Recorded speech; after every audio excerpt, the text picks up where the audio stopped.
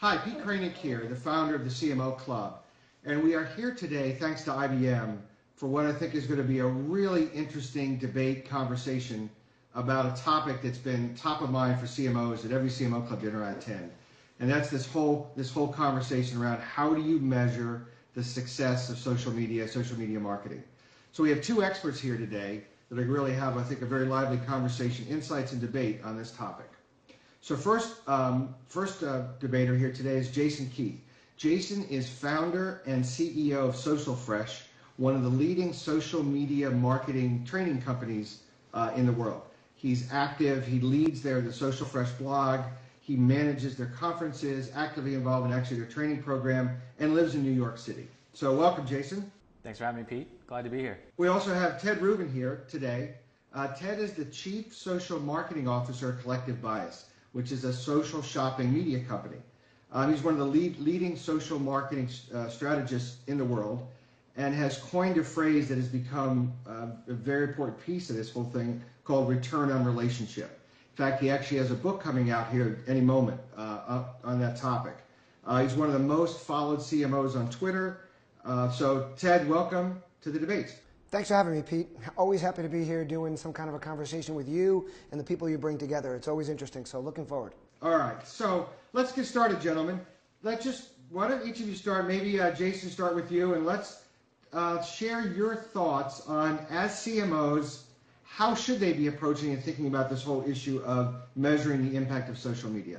I think for me, it starts with the point that most people are not looking at their specific goals before they look at how they're getting into social media from step one. So they're saying we need to get into Facebook because everyone's in Facebook. We need to start a blog because the successful businesses that we've seen in social media have blogs, etc. And they're not saying these are our goals, what platforms work for us, and how do we measure that specific success. So I think that's step one. And I think from there, they just have to build a custom analytical solution that defines that success for them specifically. Good. Ted, your thoughts? You know, I think the most important thing and where most of the trouble is stemming from, and you know, a lot of the points Jason made are important, but what's happening is everybody wants to measure this the way they measured what happened in the past. And it's what we do with our lives in general. We want everything to reflect what we're used to. So when digital started back in the 1990s, I mean, I got involved in 1997, but everything was being measured the same way you measured magazines, newspapers, TV. Everyone wanted to use the same language. And now what's happening is they're trying to do the same thing. And you can't do it that way. So my follow-up question for either one of you, well, Jason, we'll start with you then. If it can't be measured the same way in many aspects, how do you build, as a CMO, how do you get that credibility with your CEO, your board, your leadership group to actually get the investment you need to do it if you can't measure the ROI that they're used to seeing? How do you do it? Yeah, so it's a big education gap right now. A lot of CEOs, a lot of executives are not used to social media, are not used to the ways that we can measure social media today. So I think the best ways to sell up the ranks are to look at past success, to look at best-in-class people that have shown things can be successful, have shown good ROI in different similar companies in the same industry, in kind of best of breed, people that are outside of your industry that you look to for inspiration as a company, and then you look to experts in the field that they may respect. Are there other CMOs or CEOs that they listen to that support social media? You point to people that are just known as experts in the field, period. And then you look at your own data, and then you look at other people's data. So you always want to bring it back to, this is the numbers that we know this person's going to respond to. There's tons of businesses that have seen a lot of success, have seen a lot of scale in social media, and there's a lot of resources that you can point to that many executives will respect and will respond positively to. So Jason, quick follow-up question then. What are some examples of companies that are doing some amazing things with social media? One example I like to point to of scale is Old Spice. You could point to it as a great success. What they really did is they put the work in outside of social media, and then they leveraged that work on social media for a great campaign. And they had, for people that haven't seen it, they had an actor that they had featured and built up a brand for with TV advertising, TV commercials, and they used in a YouTube campaign to respond directly to consumers. And they responded to influencers, they responded to a lot of people that they knew would carry that message to a large audience. I think the campaign is a great example of how you can scale content and scale social media success but it's a better example of how you can use your traditional media buys and your traditional marketing to support success on social media. Ted, your thoughts on how to influence up when it comes to increased resources and focused on social media? You know, I think something that Jason missed, and that's a really important point, and I think a lot of people in this space miss, is that when you're talking about selling up to a CEO, you have to start to learn how to talk in the language that a CEO can understand and recognize. There's a great writer, a guy named Barry Lippert, who talks and does consulting on how do you translate this new language into language that a CEO understands. And I think another part of that C-suite and selling up is learning how to sell your legal department. Because I think a lot of people overlook that. I think I hear a lot of frustration from people that are saying, we brought this amazing idea to this company and they're just shooting us down. And what they're forgetting is that they're selling to the wrong people. You need to give the CMOs and the people who report to the CMOs the tools that enable them to sell through to the CEOs and to the legal department. And a lot of that has to do with language. So I think that's really, really important. So I think what Ted is saying is important. I'd say what's more important than the language that you're giving to CEOs is the numbers to back up what you're trying to sell. So the data is hugely important. The research to get that data is hugely important. If you show them numbers, if you show them success from other people that have data to back it up, you're going to have a much easier time of convincing. And once you sell the CEO, it's going to be easier to sell legal. But if the CEO says, we need to find a way to do this, it still may take 7 months for you to convince legal of how to do it, but they're going to work with you more easily after you've sold the lead guy in the company, right? They're going to run with it. Okay, another question. At a recent CMO Club dinner, a number of CMOs are saying the only way that social media is working for them or being able to get buy-in is by incorporating it as part of an integrated program, whether it's by design or if it's almost hidden within the broader program components. Do you guys agree with that? Is that the only way it's going to work? I do agree with that, but maybe for a different reason than they're stating it. They're thinking about integrated marketing programs. I'm talking about wrapping a social shell around everything you do.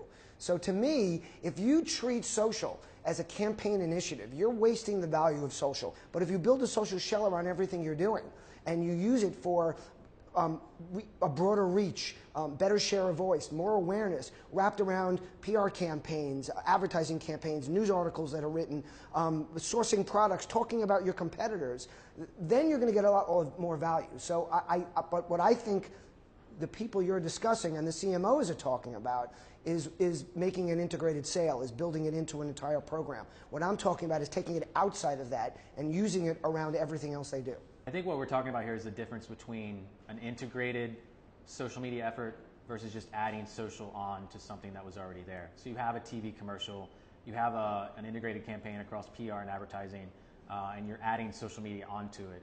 That's not going to see a lot of success, and it may see some impressions, it may give you some vanity numbers that are exciting for a few people, but the real success is when you start looking at social media and how it fits in well. You have to look at how social succeeds on its own merits and then look for the right opportunities for it within the organization. That may be adding it into campaigns and integrating it from day one and not waiting until a campaign's been planned for 90 days and saying, oh yeah, how can we add social into this store opening?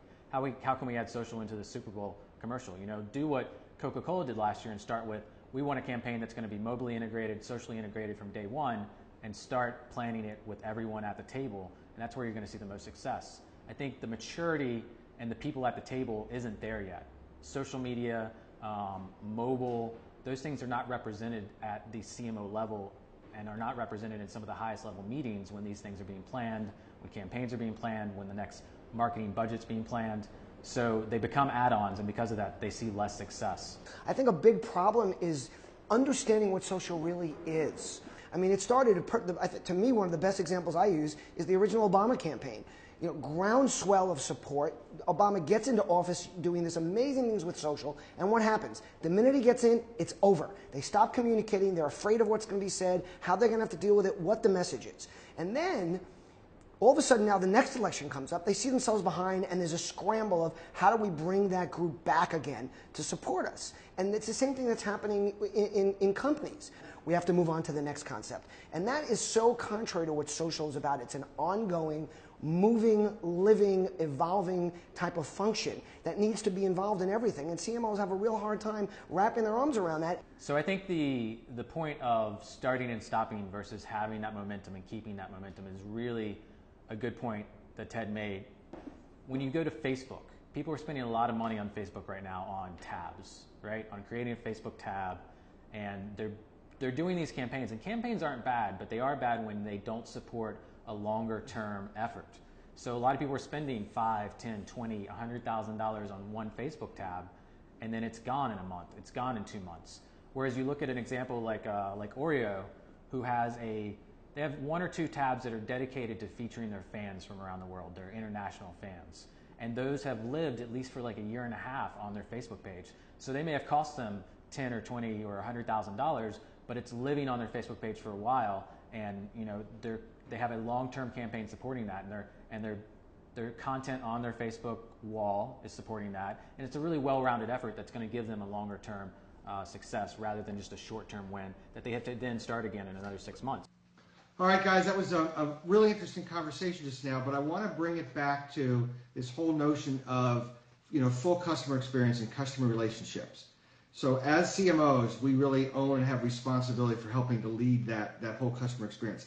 How do you handle that within social media again, with the trade-off versus the ROI issue that we talked about earlier? My contention is that if you build a relationship with a customer, if you build trust and loyalty, that the ROI is going to come down the road. And I think that most major companies, when we're talking about major brands, every one of these companies has legacy data that goes back to what loyalty means to them as a company.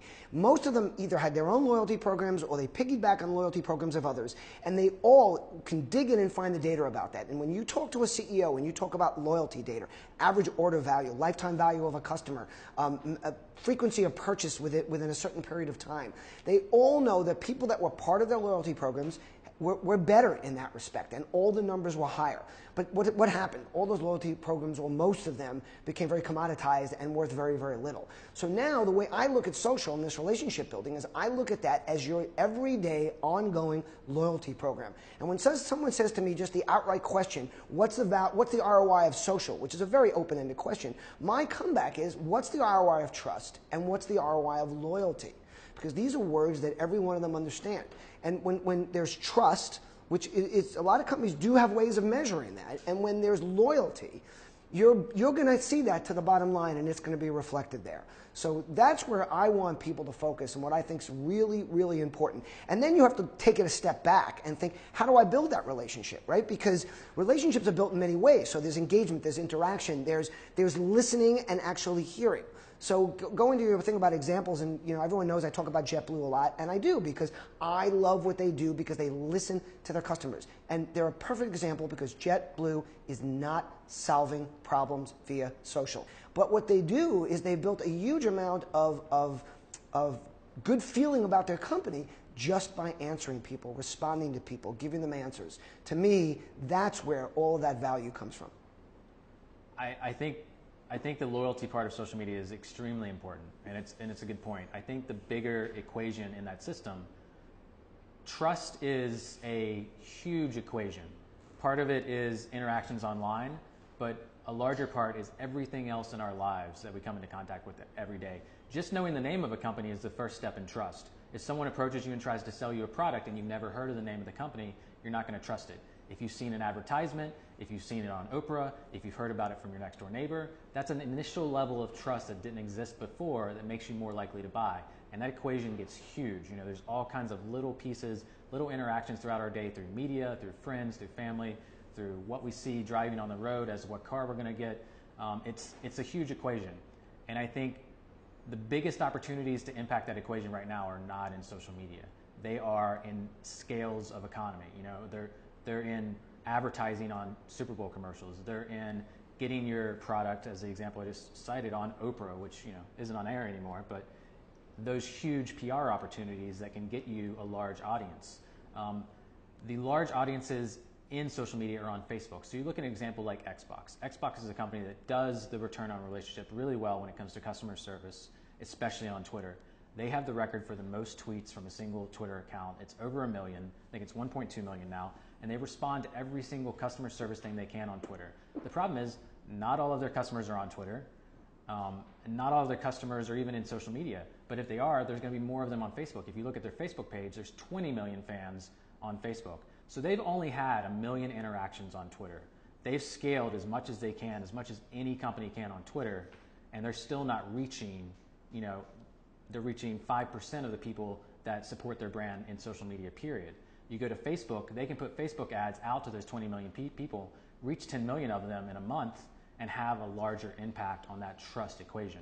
I'm not saying the one-on-one relationships that they do are not important, because it is a piece of the equation, but you have to look for the largest impacts as well. And large impacts come from reaching large audiences for these companies. I think the part that you're leaving out, and I don't disagree, I'm the first guy that says don't neglect TV, and Super Bowl ad can have value if it's used properly like any other tool and if it's followed up properly.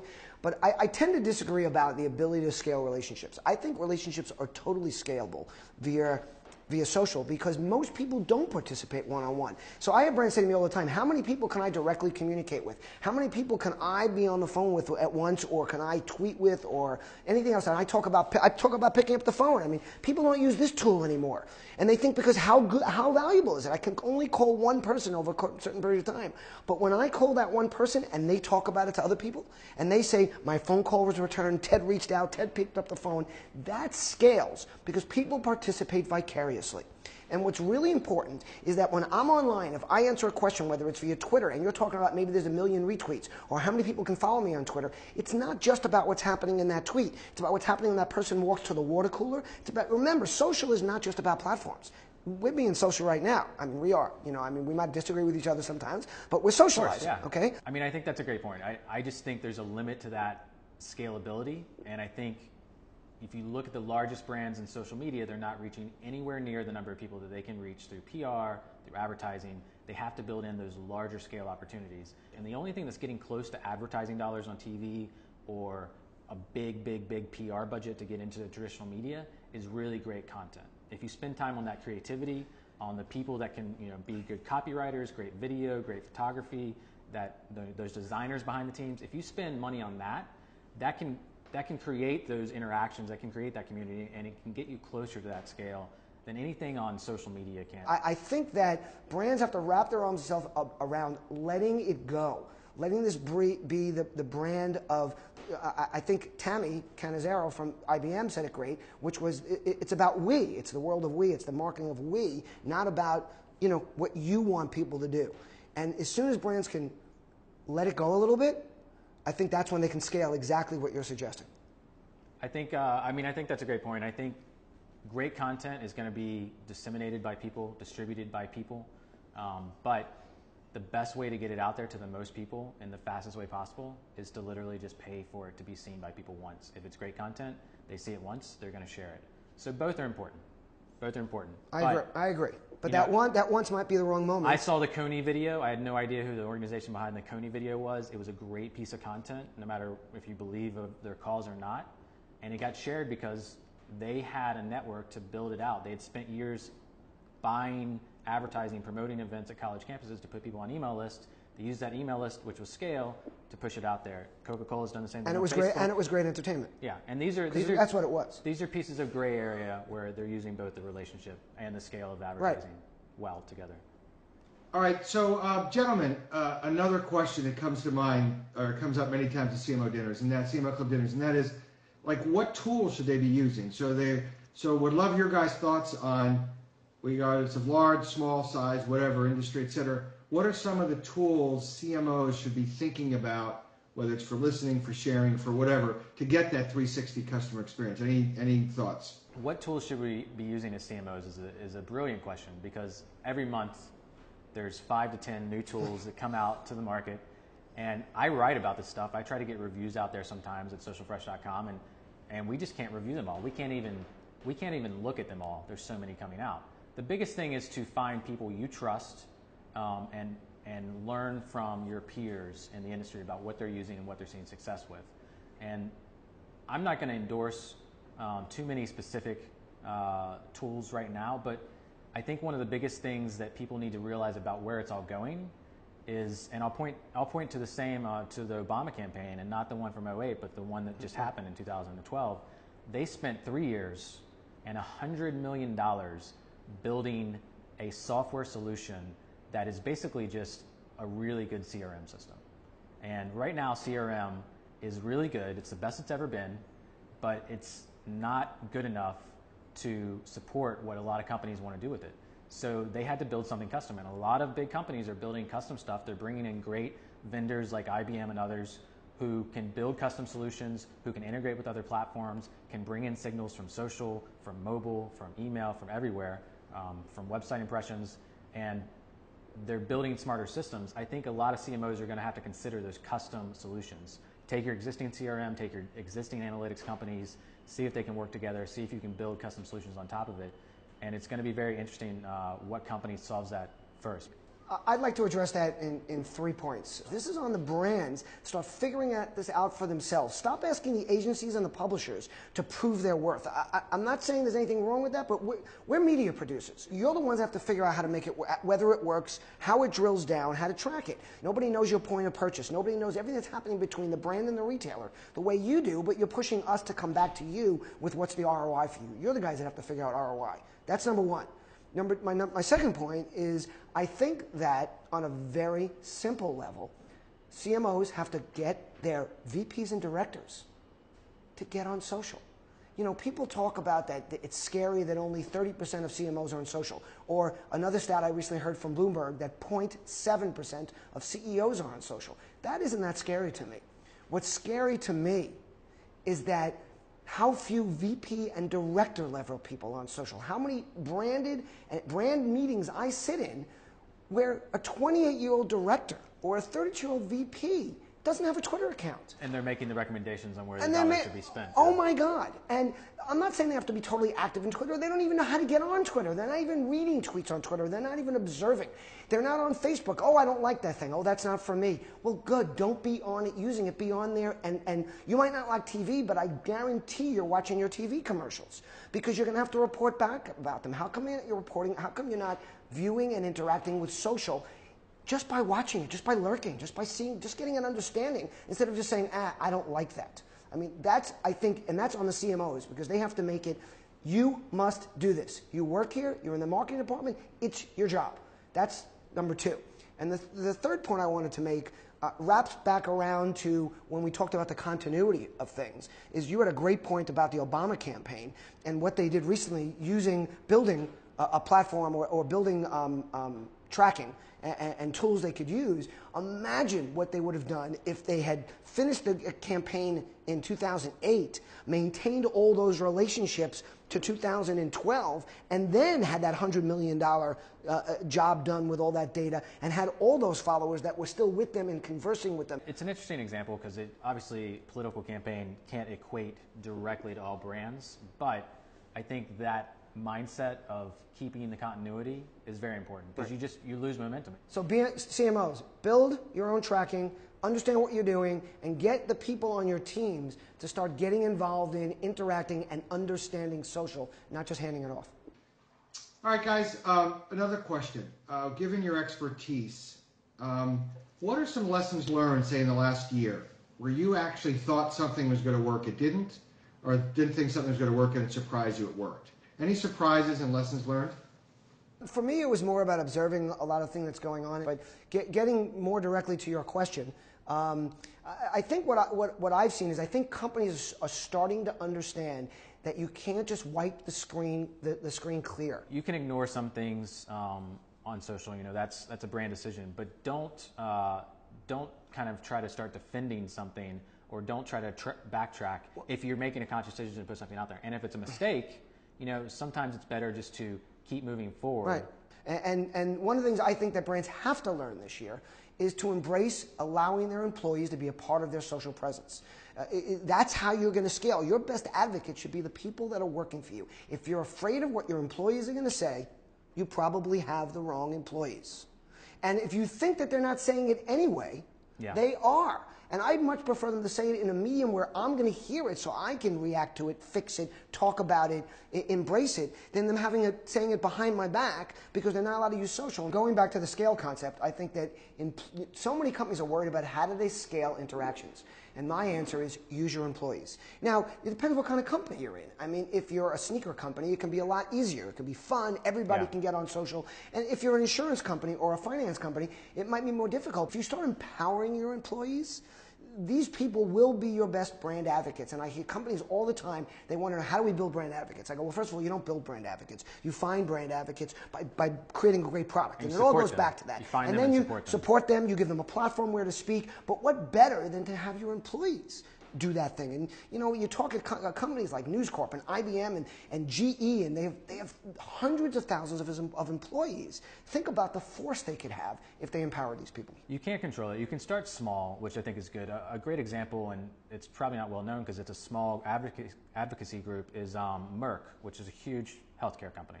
They had a product for a weight loss surgery that they wanted to build a social campaign around. And they did a private Facebook group, or page rather, that was kind of built as a community. And they had people that had gone through their weight loss surgery and people that were thinking about it and people that were starting the process. And they just allowed them to share their stories and talk to each other. All right, gentlemen, one final question. What would be your final advice to CMOs around this topic of measuring the success of social media marketing? I want to start by just thanking Pete and IBM for having Jason and I here to discuss this. Some closing comments. What I think is really important is that brands and marketers have to start realizing that they need to focus on the people. It's okay to focus on data, that's important, but when you're too focused on data and that's all you're looking at, you tend to forget about the people. And what we're doing is all about people. So look people in the eye digitally, which means answer them by name. Build relationships. Do it to the few because it will spread to the many, and many will participate vicariously. And test, experiment, try things, see what other people are doing that's working, and remember that a lot of this does scale. And a great point Jason made is there's nothing.